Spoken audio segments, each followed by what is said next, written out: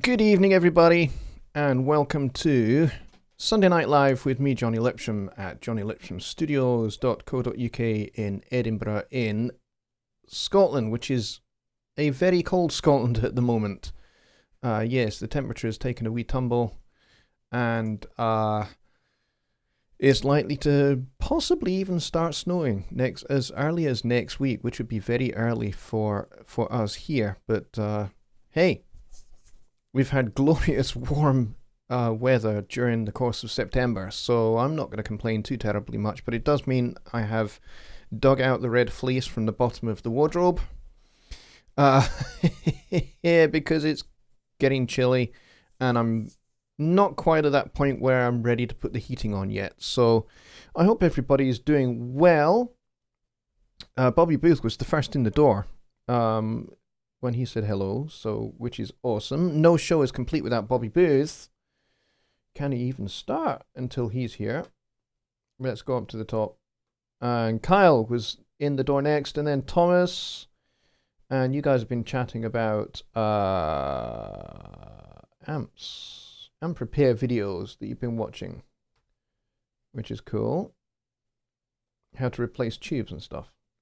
Cool. Okay, well, I have no idea about any of that at all. I am completely useless when it comes to such things.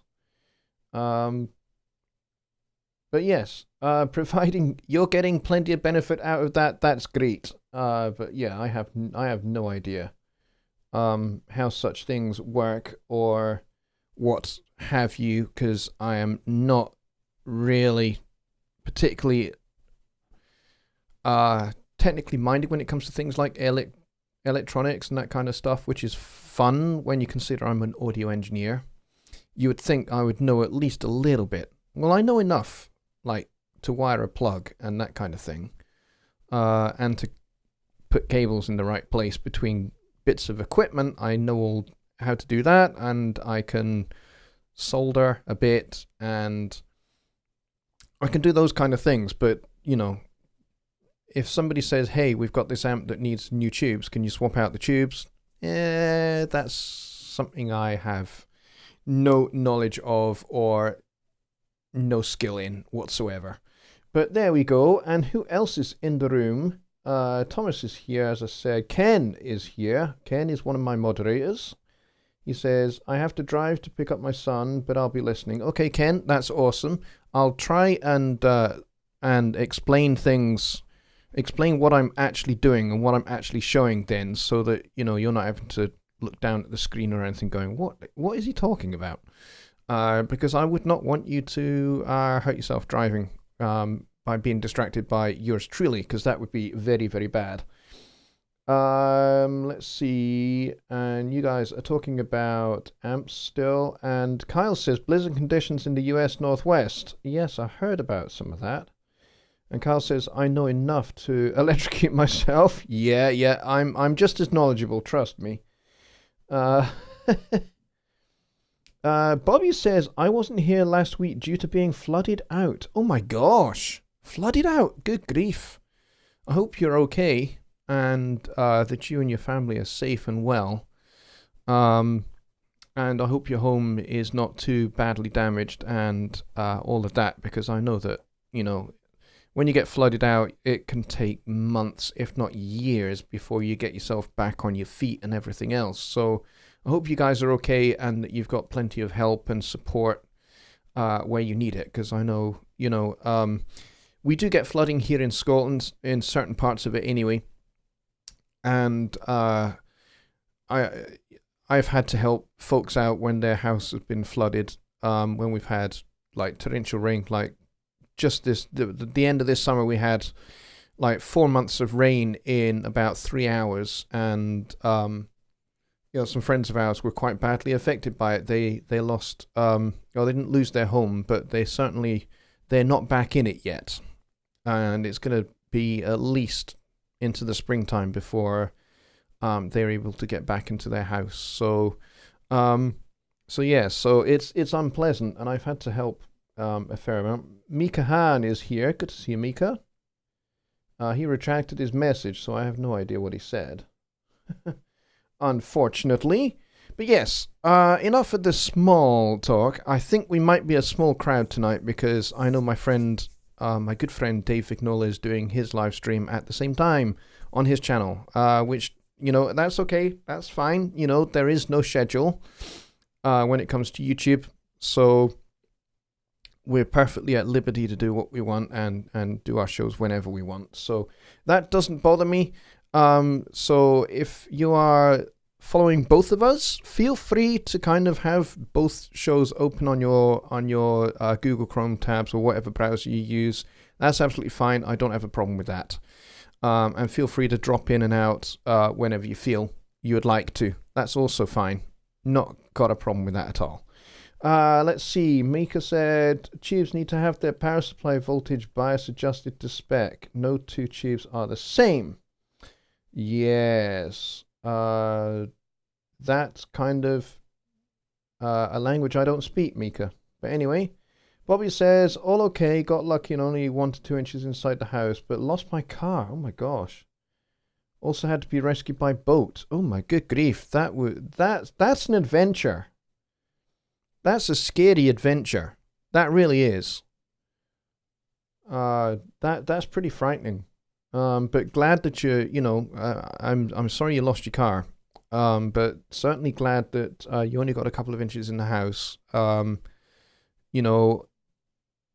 yeah, being rescued by boat. Good grief. That's way too dramatic. Let's see. Let's go and have a look and see how many people we actually have tonight. We've got 15. Okay, so a little bit more than I thought we might have. But that's great. So, what are we talking about tonight? Tonight, we are talking a little bit about complementary EQ, or at least complementary EQ as I apply it and as I use it, and how it works for me in my mixes. And if you find such a thing helpful, however much you take away from it, by all means, go apply it to your own mixes. But personally, this is something I was shown a long time ago, before there were even DAWs. So we used to do this on consoles, and so I have a lot of fun doing this in the DAW world as well. And so I usually use it where I have lots of the same kind of audio. So for example, if I've got several guitar parts, or if I've got multiple keyboards, or if I've got a horn section and there's lots of saxophones. Let's say we're talking a big band and we have alto saxes, tenor saxes, baritone saxes. I will use complementary EQ to separate the different saxophones apart, so that you can hear each individual saxophone. And that's kind of the way that I use it. There are lots of different ways to do it. There are lots of different applications for this, and this is just one of them that has worked for me over the years. But, and as I grow and as I develop as a mix engineer, I'm sure that as have many things changed over the years, I'm sure this is going to be one of them as well. Certainly in terms of things that have changed over the years for me, how I use high-pass filtering has changed a lot for me. I used to be an advocate of you high-pass everything apart from, a low-frequency sound or a low-frequency instrument. I'm not necessarily an advocate of that now. I don't de facto suggest you just high-pass everything apart from a kick drum or a bass or a tuba or whatever it might be that is low-end. I'm more of the mind now to high pass filter where you need to. Yes, I think it's important that you clear space for the kick drum. You clear space for the bass guitar in the low end. And so you do want to filter some of that stuff out. But you don't want to filter it to the point where your mix just sounds thin, where there's a big, what's the word I'm looking for tonight? Where you've got a big kind of separation between the low end and everything else. You don't want to have like a big gap where there's just missing space, where you end up with something that has a nice balanced low end, but then everything else is too thin. You don't want to end up with that. But that's high pass filtering. That's kind of a subject for a different video, I think, or a different show. And just Bob is here, which is awesome. Hey Bob, good to see you, buddy.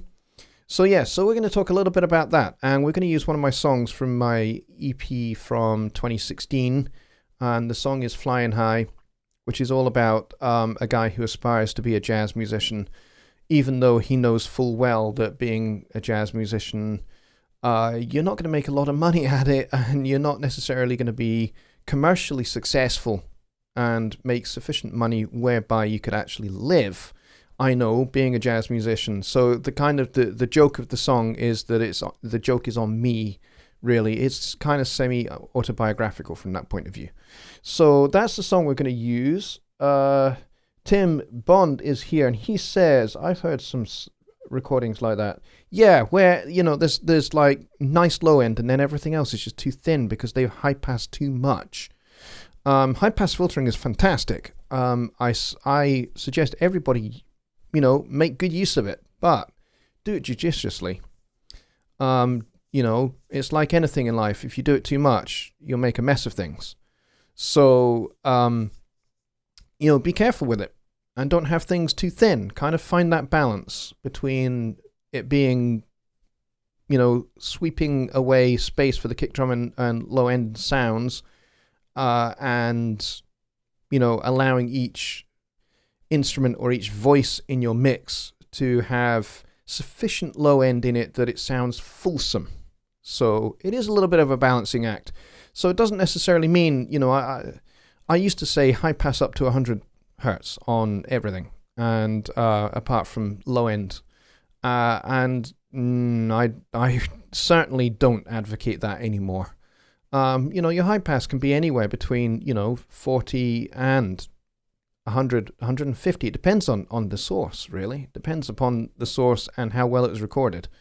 But as I say, that is a subject for another show. Andrew Farmer is here as well. He says hi. Well, hello to you too, my friend, and good to have you on the show. Mika says, dealing with transient intermodulation distortion of playback speakers is also a consideration when selectively using high-pass filters. I totally agree. I totally agree with that. Absolutely. So you have to bear those kind of things in mind, what the end user playback source is likely to be, which is why it's always good to kind of reference and play your mixes on a variety of different speakers and earbuds and that kind of thing, So anyway, getting into complementary EQ. What is complementary EQ? Complementary EQ is just carving out space, like, building a jigsaw puzzle. Or rather, completing a jigsaw puzzle, I should say.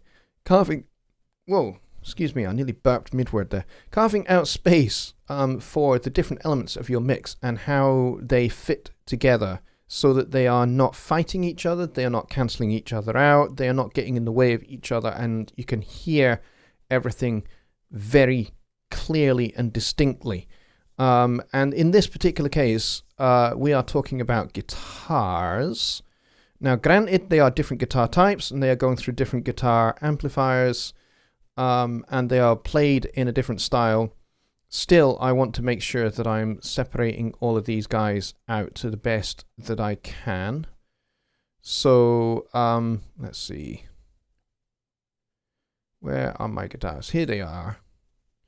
Okay, and you guys can't see that because I haven't switched this over yet. And Beatrice is here, and she says, hello, music lovers. Hello to you too. And Deer Creek has just walked in the door as well. Kyle says complimentary EQ, treble the bass. Well, don't you have a nice bottom? That's hilarious. You're in a good place today, aren't you, Kyle? With your comedy, you're doing really well with that. You are a funny guy tonight, which is very good. I enjoy that kind of stuff. So anyway, let's get over to Studio One. Oh, that's the wrong button. You didn't want to see that because I've just disappeared from view. There we go. That's what we wanted to do. Okay, so here we are. This is my song, Flying High, and I'm going to play a little bit of it for you here in just a second. But we're looking at these guys here. The rhythm guitar 1, rhythm guitar 2, and the muted guitar. And we're going to ignore all the other tracks surrounding it. And I'll show you what I've kind of done, because this is obviously a completed mix. This is finished, and this record was put out in 2016, so all of this is done. That's not to say with kind of like 3 years after the fact that I don't go, I could have done that better. Or I could have done that better. Because I probably could. Now, the kind of challenge that I set myself, just to give you a bit of context, the challenge I set myself for this whole EP was in mixing to only use 4 plugins. And for all 4 of those to be native Studio One plugins. So I used the Pro EQ, the compressor, the room reverb, and one of the delays, beat delay. But as you can see here, we've got a little bit of Ampere as well. But yeah, so 4, we'll call it 4.5, because the amps really are they're only on the guitars, not anywhere else. So yeah, essentially, it's a 4 plugin mix. And basically to see if I could actually do this and make this sound great with just those 4 plugins. So let's play a little bit of this, and then we'll get into kind of like how this whole complementary thing works. Now, some of you already know this, and this is something that is very, very familiar to you already, and that's great. If it is, you can sit back and relax, or you can answer folks' questions in the chat. That would be a good thing to do. You guys are chatting amongst yourselves as well, which is fine. So here we go. Let's have a listen to this. This is where I long to be. This is what I dream. I'm gonna be a jazz star, blowing some saxophone, grooving hard in some neon-lit bar. Ain't never thinking of home. Gonna be a jazz star.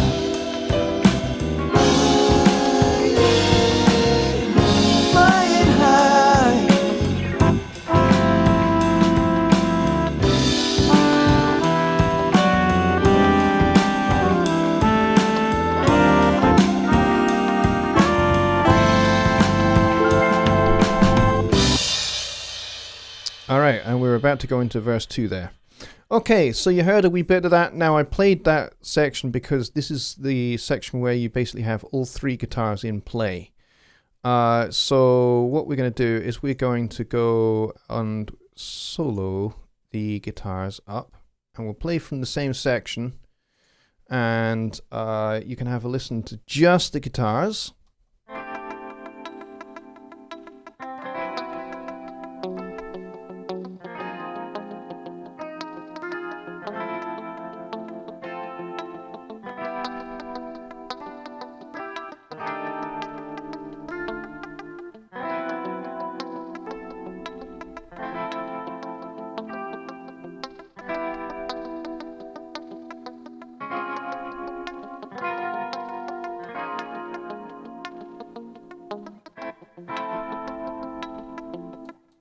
Alright, so there you go. So the 2 rhythm guitar parts are really quite similar sounding. And this muted guitar part is quite distinctive and different from these other 2. So there's a couple of ways in which you can get these 2 guitars to separate. One is even before you start mixing.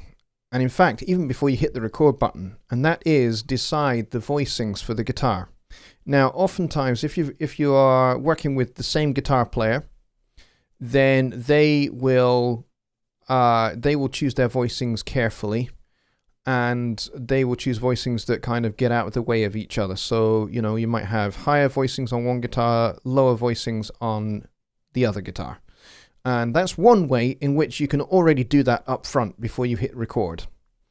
And that's something that I recommend that you do to start with. If it's your song, or if you're not just mixing but you're producing the song, then certainly work with the guitar player when they're layering up multiple guitar parts to think about different voicings, or kind of complementary parts that weave in and out of each other is another way to achieve the same objective.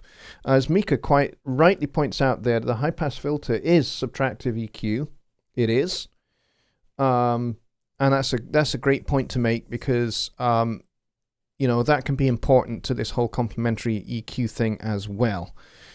So let me open up these EQs and show you what we've got going on over here. So we'll open up that one, we'll open up that one. That one didn't want to go up there. Let's put this one over here. And the muted guitar one, which has gone right over the top of the other one, which is not what I wanted. Okay, I'm running out of screen real estate just a little bit.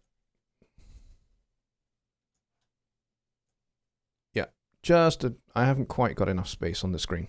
Okay, so have a look at these EQ. Now, these EQs, as you can see, are very broad, and each one is a little bit different. And that's the whole point. So the way I did the EQ when I was doing this, Mika says, may I ask what are your drum sources for this song, MIDI or live or audio loops? I have a mixture for this song, actually, Mika. I've got a loop which I applied, which is an audio loop, which I applied a telephone effect to, so it became just more of a percussive element. And what you're listening to here is actually, it is the finished mix, but these drums that you're hearing now were replaced. These are MIDI drums. This is the Contact, Native Instruments Contact drums. The what were they called? The Abbey Road drums. And I chose those because they are a Ludwig drum set. So here's what happened. And I think I've talked about this before. I recorded real drums on a real Ludwig drum set. And we recorded the whole record that way. And it was only once we got the drum recordings back into my studio here, from the studio that we had gone and recorded drums to. Once I'd got those back here into my studio in Edinburgh, that I realized we had a serious problem with the drum recordings. and that is that they didn't sound very pleasant. But the performances were really, really good. And I personally had thought when we were recording them on the day that they said the performances sounded fantastic. I hadn't realized what was going on when we were recording, and I don't think anybody realized until I got these back. What had happened was that somebody, I don't know who it was, because we tracked these through a compressor, and somebody had overcooked the compressor, and so everything basically had no transients at all, or at least hardly any. So I could have gone back to that studio and spent another day of recording with my drummer. And I've been working with the same drummer for 30 years, so he probably wouldn't have charged me for it, but it's not the point. I didn't want to do that because I thought his performances were great. So what I did was I did some drum replacement using the Native Instruments Contact Abbey Road drums, which coincidentally is almost identical to the drum set that we used on tracking day. It's exactly the same kit. And he used Zildjian cymbals that were a little bit darker than the ones we have here. So the ones we have here are a bit brighter than the original cymbals on recording day. So I had to do drum replacement. So yes, they are MIDI, but they started off as audio, if you follow. I hope you get that. So that unfortunately is what ended up happening. And I learned my lesson. And my lesson was, keep an eye on what's happening with the hardware on recording day. I have no idea how it happened, but everything got massively overcompressed. And it sounded hideous. And I was gutted. I was furious. Anyway, getting back to these guitars. But that's a great question. And it opened up into an important point, an important story, actually. So anyway, having a look at these 3 EQs, and as you have been looking at them for the entire time that I was telling that wee story, each one of these is different. So I've got boosts and cuts at different points, and some of these high-pass filters are at different points as well. Like this one here on the Rhythm Guitar 2 is at 98. And this one here on Rhythm Guitar 1 is a little bit higher up. It's at 150. Because this guitar had a lot more low end in it.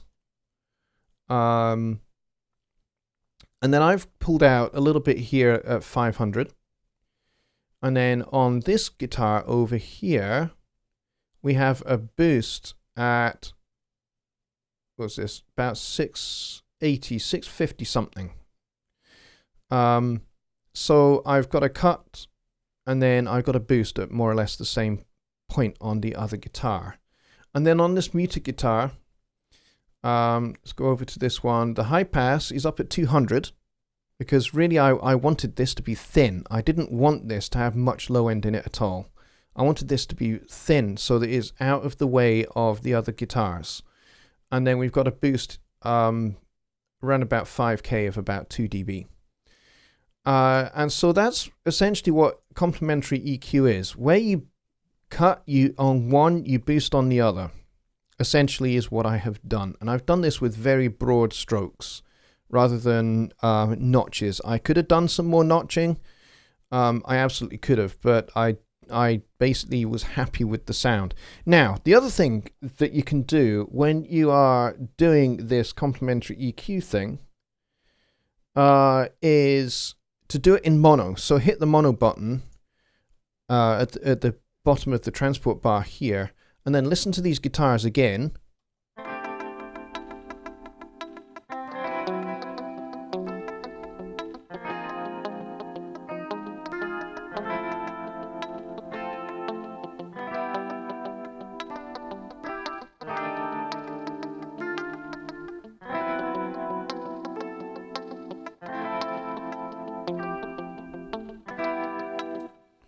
And so the idea when hitting the mono button is you want to be able to separate these three guitars apart, particularly guitar 1 and guitar 2. Not really worried about the muted guitar too terribly much, but making sure that these guys are separated so that when you collapse them into mono, they're not kind of fighting each other at any point, particularly in the low mids or the low end. So they're out of the way of each other. So that's really the objective with this complementary EQ idea. And you can apply this not just to guitars. You can do this with saxophones. You can do this with backing vocals, which I have done, because the backing vocals are all me. So it's my voice singing into the same microphone on the same day. So the microphone itself has its own frequency response. My voice has its own frequency response. The room has its own frequency response. Add all of those together, multiply those by 4 because there are 4 vocal parts plus the 2 lead vocal parts, so 6. And you're going to have frequency build-ups. So it's important there that you pay attention to what frequencies are building up and clear those out and make sure that each of the voices lives on its own, in its own space in the mix. And that's essentially what I try to do. And Deer Creek says the guitars are MIDI. Yes, they are. They are Presence XT guitars.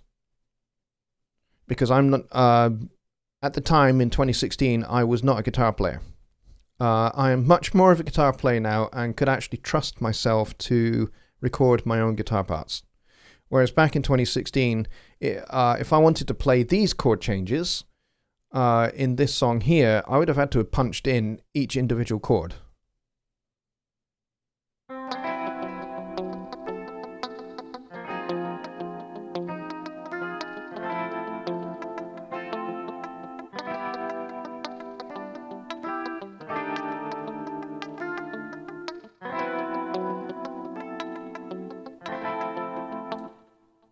So, so I would have had to have punched each one of those chords in by myself, one at a time, because at the time I just couldn't do such a thing on a guitar. So there you go, folks. I hope that has been of value. And we'll switch back over to this view. And I'm going to take a look at your questions now, because I noticed that Mika has some further comments on MIDI.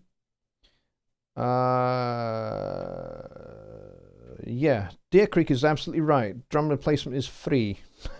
And sometimes you're absolutely right, can yield better results. Absolutely, I agree with that. Mika says, my concern is that I think I'm hearing the drums are pushing or the horns, guitars are lagging. MIDI response instrument lagging.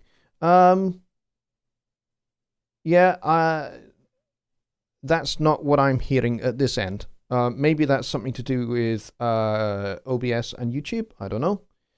But to me, I think it all sits quite nicely. The tempo is 85 beats a minute, so it is a little bit chilled out. And not everything is quantized, because that's not how I roll a lot of the time with this style of music. Yes, some of the guitar strums are maybe a little bit behind where they shouldn't be. They should be a little bit more on top of the beat. But I wasn't overly concerned about everything being completely and utterly quantized to death. Not for this kind of song, because this kind of song is meant to be a little bit lazy and a little bit chilled out. That's kind of the vibe for the song, really. I personally don't think the drums are too on top of the beat. But that's just me. Bobby says, I usually kind of mix the guitars in mono when I'm trying to get them separated, good or bad. No, I agree with that, and that's exactly what I do. Not just with guitars. I do that across the board. I spend a lot of time working in mono on my mixes to get things separated out, so that by the time you flip it over to stereo, you end up with something that sounds epic, in fact, because everything has been clearly separated, and you're not just chucking things, you're not just going, oh, these two are fighting, so I'll just pan them across from each other, which you can do, but my philosophy is that not everybody is going to be listening to the end result of your work in that apex of the triangle between a pair of speakers. Not everybody's going to do that. Some are going to be listening on headphones, some are going to be listening on earbuds, some are going to be listening in their car. Yeah, you're not going to be in the apex there, are you, in the car? And some people are going to be putting the music on in one room whilst you're doing something completely different in another room. So by the time the music gets to their ears, it's not going to be stereo anyway. So ideally, you want your mix to be as good in mono and as balanced in mono as it is in stereo. My opinion. There's a great deal of debate on that. Mika says, can you zoom in on the guitar strums in the edit window? Thanks. I'd like to see the strums stagger. I'll do that in just a minute. Yes, they are, the chords on the guitar, as you could hear, are spread. They're not kind of like, I'm not doing this, which is what I do on the piano. You're not going to get that kind of quite precision like that on the guitar, because, even though you're strumming down or strumming up, the fingers or the plectrum are playing individual strings, albeit very, very close together. So not entirely. And in fact, on this song in particular, I wanted to get a mixture of kind of playing individual notes and spreading the chords out.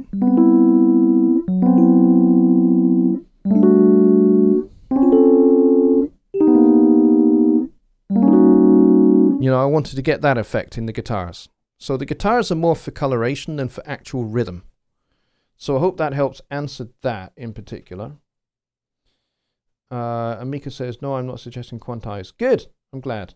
I didn't think you were. But that's okay. Let's see. I missed Andrew's question. Do you ever have problems with Wave plugins taking a long time to load in Studio One? When I use my solid state drive on my Mac, it takes over a minute to load. When I boot from my your hard drive, your spinner drive, they load quickly. Gotta say I don't.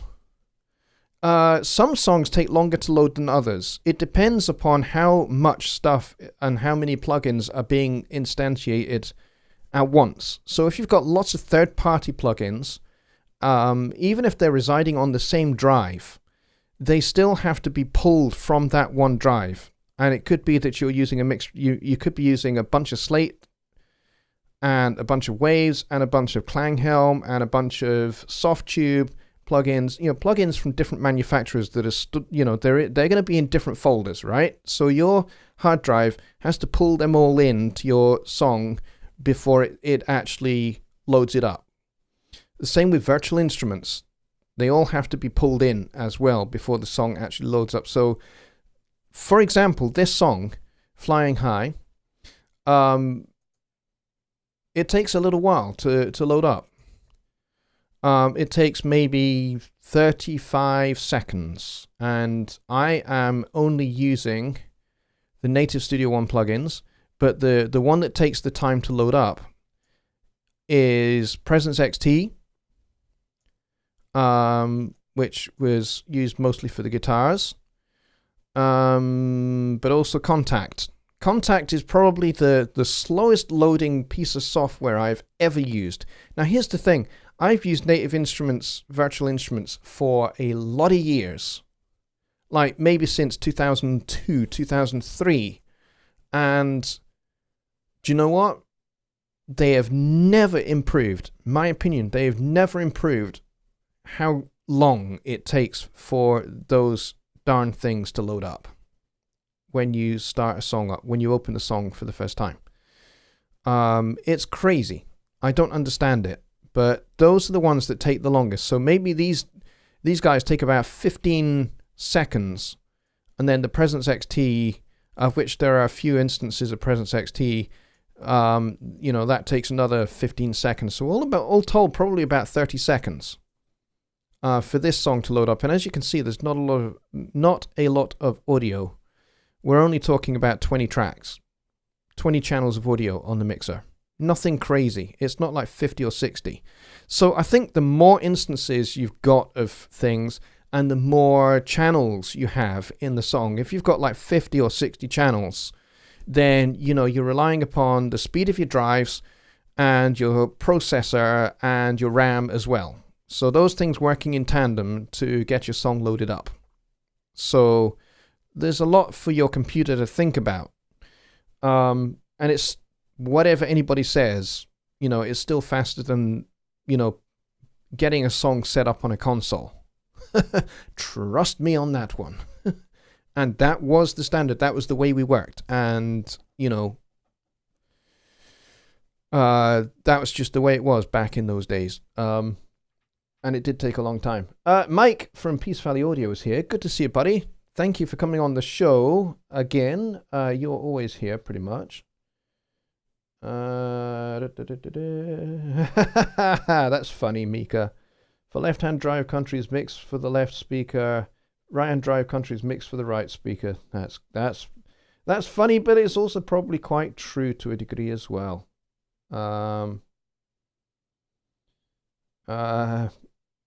Deer Creek says, you're not going to bring up the balance topic again, are you? Let's see.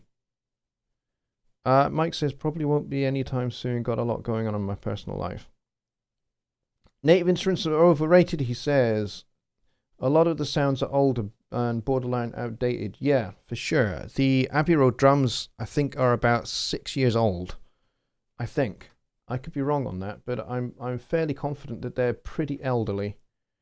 Can't pan to the rear speakers. You guys are funny. Right, I need to go up and see if I've missed anything else. Let's go and see. Who else have I missed? Andy Arthur's here. Hey, good to see you, buddy. I watched your live stream on the Studio Live Mixers group with a great deal of interest. Those speakers sound epic. And more to the point, whatever device it was that you captured that all on, whether it was your phone or a tablet or something like that, whichever it was, sounded amazing. It sounded really, really good. I don't know if you ran a feed from the mixer into your phone or not. I don't know, but it sounded really, really great. So I hope you had a great day, actually. It looked like it was fun-packed. And I think you said that there was like 400 people there or something, which is great. Let's see. Let's go back down.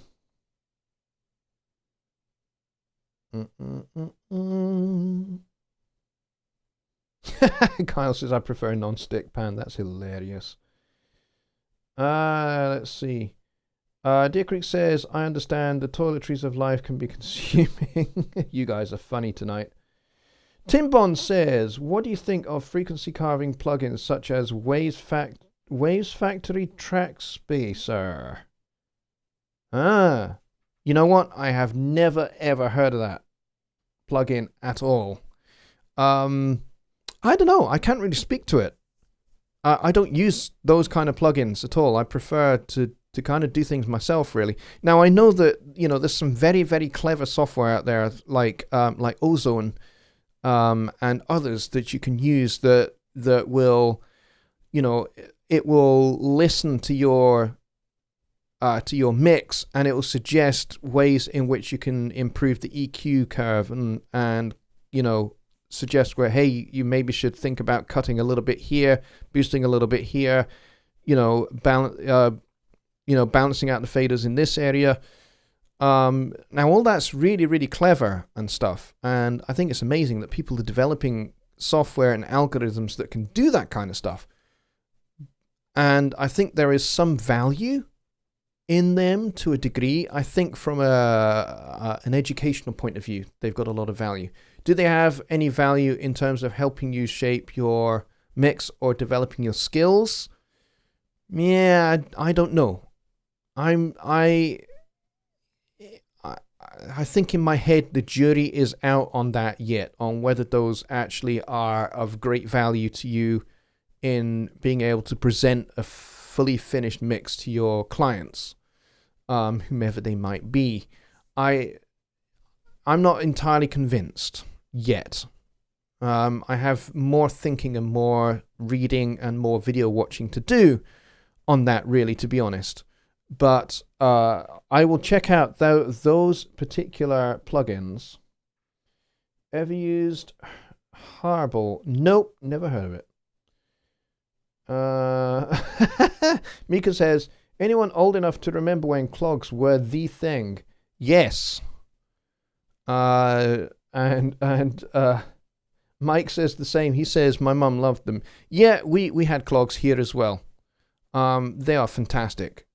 They're maybe not quite so much the look now, but certainly in the 70s, late 60s, early 70s, they certainly were. And being a child of the 70s, I definitely remember my mother having a pair. And I think as kids, I think we had clogs for indoor shoes as well, because they were great. They were sturdy. They would last absolutely ages. So yeah.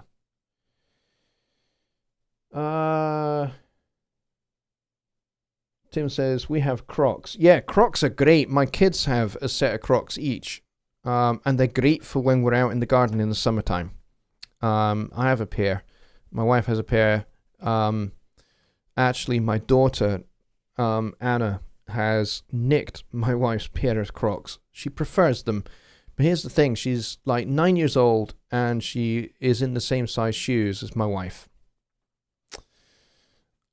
She has big feet. Let's see.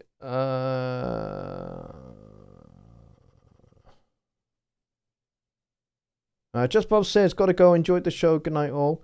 Well, a very good night to you too, Bob. Have a great one.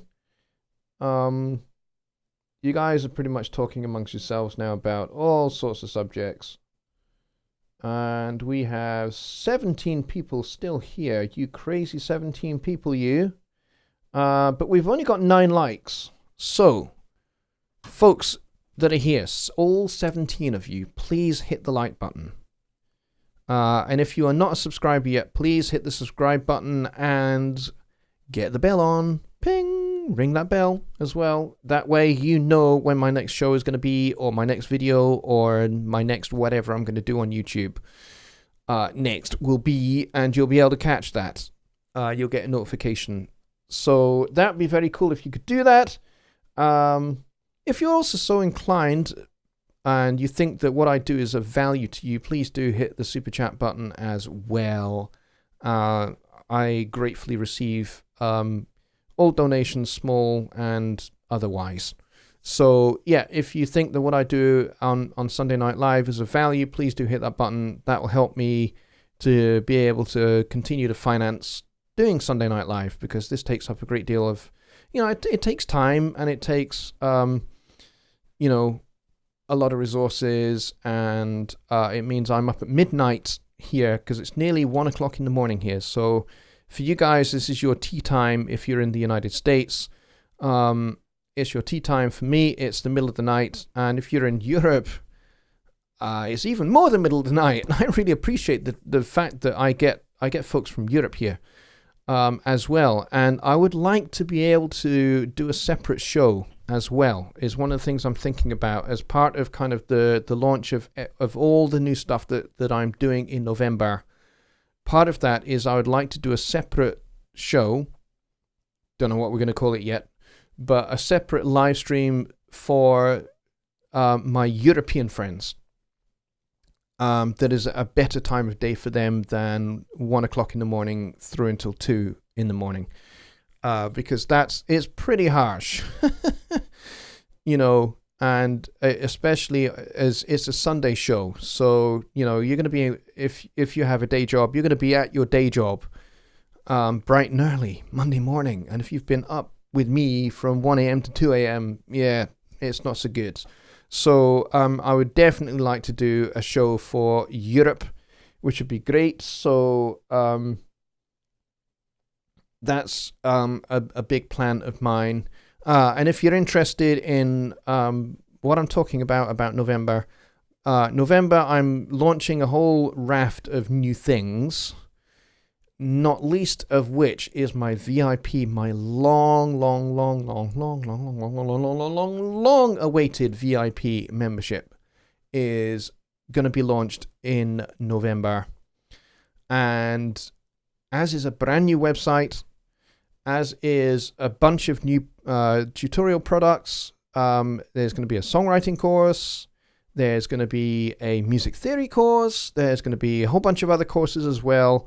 And there's going to be all sorts of bonus goodies and stuff for the monthly members every month that they can sink their teeth into. So if you are interested in all of that, that is all coming in the first week of November. And I'm very excited about it. And at the moment, every day pretty much is being taken up with getting everything ready so that you guys have got stuff at the start of November to get your teeth into.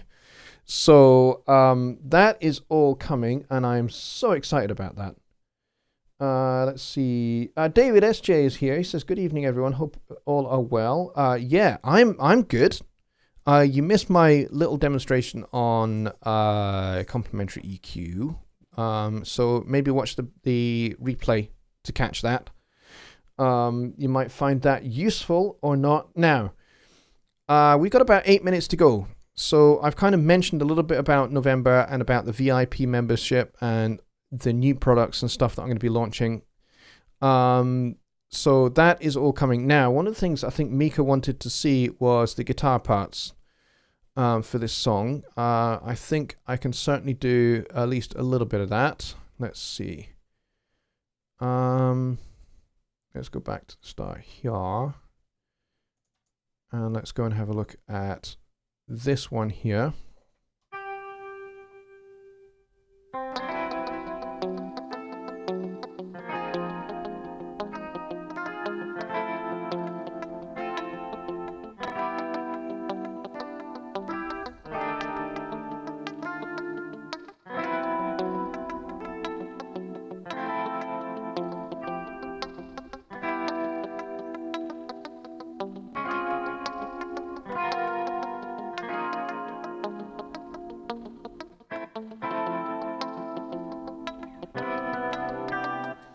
Okay, so there you go, Mika. There's your there's a look at the spreading of the chords. Now, yeah, it actually starts kind of almost a 16th note ahead a little bit in places. And that's kind of intentional. They were meant to sound that wide apart. That was the idea. So all of that is intentional. Now, obviously, that means that there's a little bit of push and pull going on against the drums. So if I take off the solo, and actually if I just solo that, and let's go find our drums. And we'll play those together. And you can't see this at all.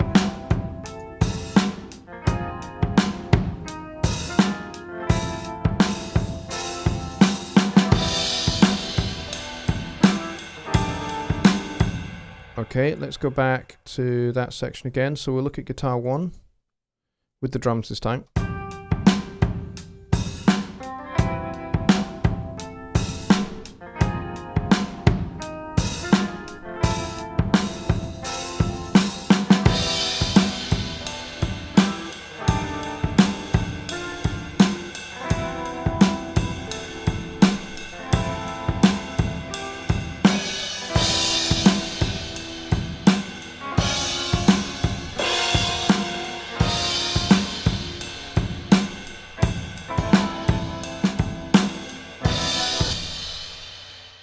Alright, now let's go and have a look at the other one, guitar 2, which has a little bit more detail going on in it.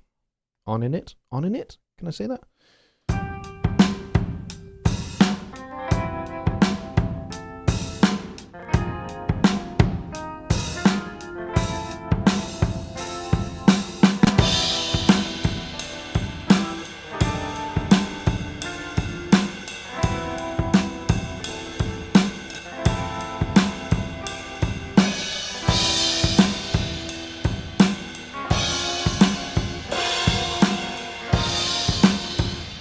Alright, so there you go. Hope that was helpful. We'll go back to this screen now.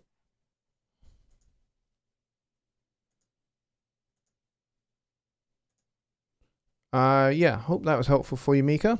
And I hope that showed you what you wanted to see. Let's see.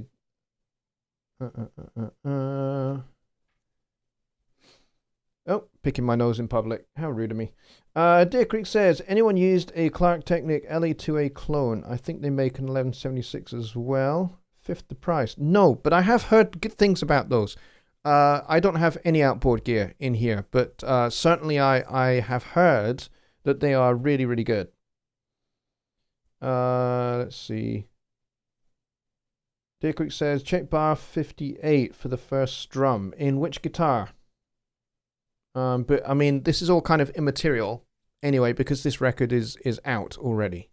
It was out 3 years ago, so this kind of doesn't really matter too terribly much, to be honest. Because it ain't gonna make a blind bit of difference. Bar 58. It's gonna be over here somewhere.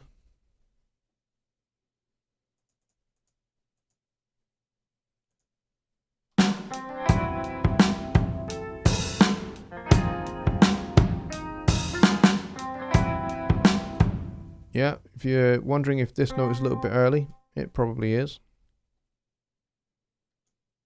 Let's try a little bit after that then.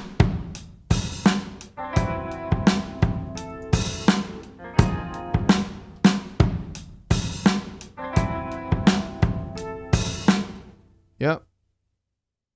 There we go. And I think we get the same thing going on over here as well.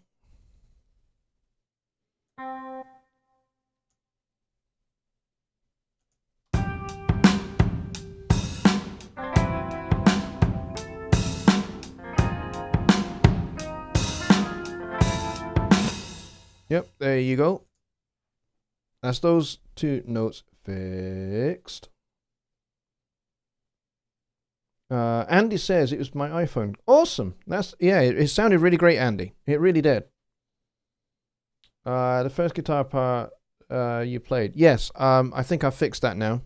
Although you didn't see it because I didn't go over to Studio One to do it. Or at least I didn't show you guys. But yes. So it should sound a little bit better now, especially when we put it in context, which is, of course, the most important thing. The table candles flicker in your eyes. This is where I long to be. This is what I dream. I'm gonna be a jester, blowing some saxophone, grooving hard in some neon-lit bar, ain't never thinking of home. Gonna be a jester,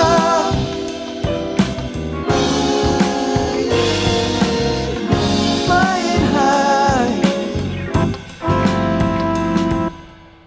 All right, so there you go. So that first drum should sound a little bit tidier now. The table candles flicker in your eyes. This is where I long to be. This is what I dream. I'm gonna be a jester. Okay, let's take the vocals out.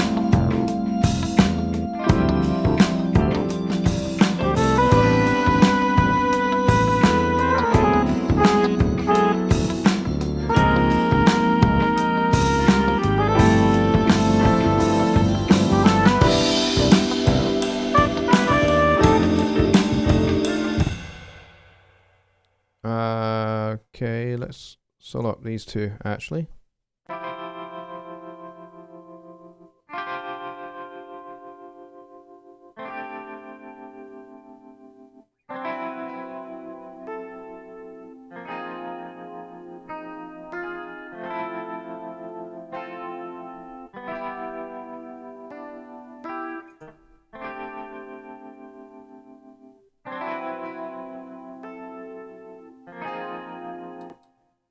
The MIDI note seemed cut short on the downbeat, with the first chord coming in on the upbeat.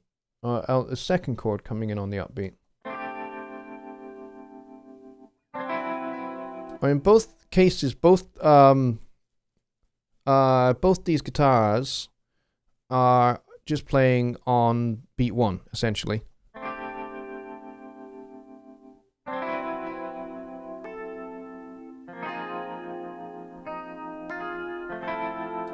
Essentially, they're both just playing on beat 1, really, until you pick up like the last 2 bars going into the chorus.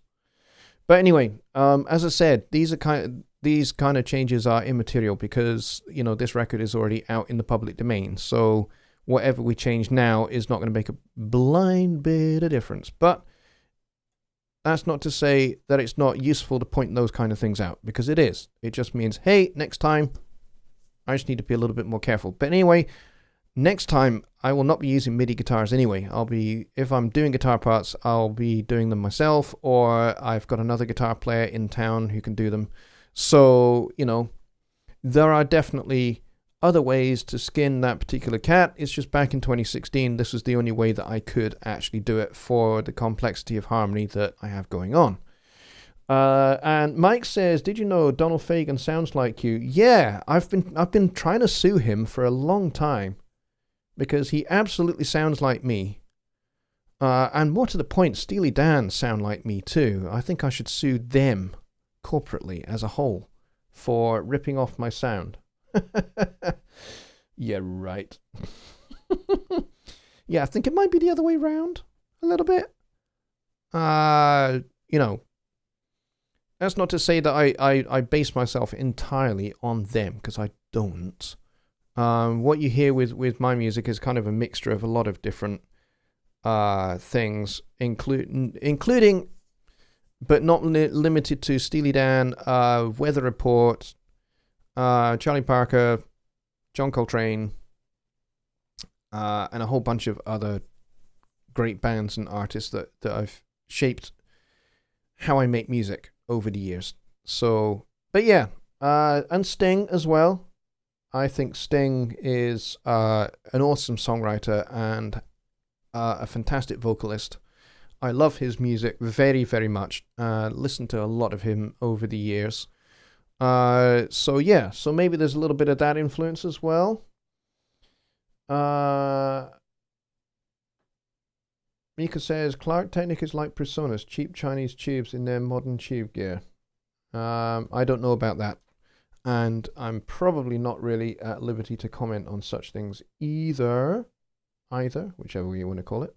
Okay, we are at 1:04 a.m. here in Edinburgh. So I think it is time that we got ourselves off the air and I got myself into bed, because I have a ridiculously busy day tomorrow. It's going to be probably a 21-hour long day, and I probably really ought to sleep.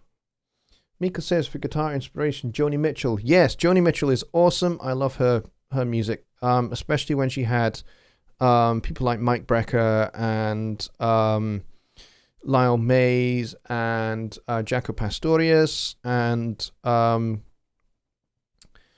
Alias and all of that in her band. They were awesome, super awesome at that time. And that bunch of musicians just really totally made her songs utterly come alive in glorious ways. I personally think that Michael Brecker was the perfect foil for Joni and complemented her voice really well on his tenor sax. So yeah, I love all that stuff. So anyway, I really do need to get going, but thank you, all 17 or so of you, for coming along tonight, and hopefully next week we will have many, many more people, mostly because I'll actually remember to advertise it. I totally forgot this week until 10 minutes before showtime, and I suddenly went, I've not posted about the show. So anyway, I've done that. I will do better next week, and we will have some fun things to discuss next week, because we'll be heading into October and into all sorts of interesting territory, like my birthday and Halloween and all of that kind of fun stuff that happens in October. So anyways, I thank you very much, and I will see you all on Wednesday, where I will be doing Songwriting Simplified with Jonny Gibe on the Home Studio Trainer channel. If you're into songwriting, get yourselves over there. It's the same time as this show, except it's on a Wednesday. So Wednesday, 6 p.m. Central Time. Get yourselves over there. It is always a blast to do shows with Jonny, and they're always hilarious, fun, and entertaining, and engaging, and we talk about lots of really interesting stuff. So I will see you then, and I will bid you all a very good night. Good night.